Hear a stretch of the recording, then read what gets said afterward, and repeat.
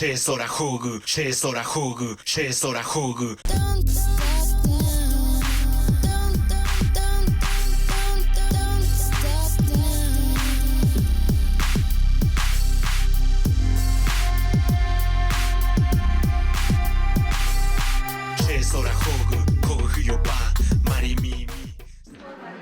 Vengo de un pueblo que se llama Santiago Titlapan. Mis padres, mis abuelas, mi abuela, hablante de lengua náhuatl y otomí, porque en esa región estuvieron pasando por ahí las peregrinaciones. Si estamos reclamando nuestros derechos como pueblos indígenas, entonces, y si estamos usando los tratados internacionales, si estamos usando la Constitución mexicana, entonces tenemos que hablar del término indígena, porque si no, de lo contrario, no estamos jurídicamente aplicando lo que los pueblos indígenas, no solamente de la oportunidad de estar allá precisamente, de ver cómo se creaba y se hacía la Declaración Universal de los Derechos de los Pueblos Indígenas. Entonces, por eso es importante hablar de los términos jurídicos, si no, de lo contrario, no estamos reclamando derechos. Hoy esos cargos, muchas veces los gobiernos los han estado acaparando, ¿sí? Los han estado cambiando inclusive de nombre. Antes eran los consejos de la participación comunitaria. Hoy los han estado cambiando poco a poco para meternos en la dinámica. Nos defienden a los pueblos indígenas, que tuvimos que sentar a los magistrados para que entendieran quién era el Consejo Indígena del Trueque. El Consejo Indígena del Trueque es una práctica milenaria. Y el Consejo Indígena del Trueque no nace apenas. Nace antes de la llegada de los españoles. Estaba ya nuestro tianguis. Este tianguis ancestral, en esos años, imagínense cuánto tiempo, era el cruce, yo hace rato les decía, el cruce que iban las peregrinaciones para Chalma, que venían desde México a Tenochtitlan. Ahí pasaban en ese cruce. Por eso les llamó la atención de crear este tianguis ancestral. Sí, porque pasaban por ahí, venían desde Michoacán, venían de toda la región Mazahua. Entonces, mis padres, yo narro en un libro que estamos haciendo, mis padres, desde muy pequeñita, yo fui criada y fui alimentada, y así yo practiqué el trueque. Nosotros caminábamos para allá. El Capuluá, que era donde nosotros nos agarraba cerquita para ir a cambiar. ¿De qué consiste? La leña muerta por alimentos. Capuluá es un pueblo donde se hace la barbacoa. Íbamos a tomar leche. ¿Por qué? Porque hasta eso llegaban también los señores que cambiaban la leche.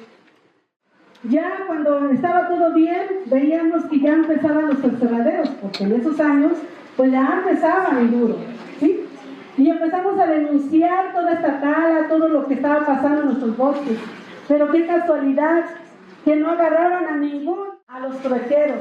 A ellos sí, les fijaban fianzas, y muchos de ellos tuvieron que perder casas, terrenos, porque no había de otra más que vender tu terrenito para que lograras pagar las cantidades exuberantes que te pedían, ¿sí?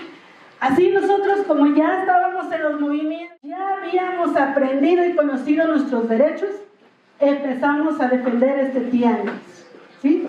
Estábamos inclusive, formábamos parte del Congreso Nacional Indígena, porque nosotros también ahí estuvimos, con nuestra voz y con nuestra palabra, las mujeres indígenas, que después se lo apropiaron gente que no era indígena. Ahí estábamos los que verdaderamente veníamos de la comunidad, de los que estábamos viviendo, y nosotros no recibíamos ni nunca nada, ningún peso, no recibíamos ni del extranjero ni del gobierno. Nosotros veníamos haciendo luchas auténticas de las comunidades, con nuestros propios medios, dejando familias. Fuimos criminalizados en el caso mío. Yo fui criminalizada muchas veces, ¿sí? No solamente por seguir todo esto, sino por oponerme a ciertas prácticas. Estaba todo en contra, los gobiernos de aquí, y más aquí en el Estado de México. El promover los derechos de los pueblos indígenas era lo peor que se podía hacer, ¿sí? porque ya tenía el gobierno del estado, ya tenía sus grupos, ya tenía su gente, y entonces por eso éramos más perseguidos todavía, hablar de sus derechos. Nosotros no aprendimos aquí, lo tuvimos que ir a aprender, la invasión y el genocidio de los pueblos indígenas. Ya se venían organizando. Y nosotros, por pura casualidad, ya les vuelvo a repetir, ya estábamos organizados aquí en el Estado de México, llegamos al segundo encuentro continental de indígenas negro y popular.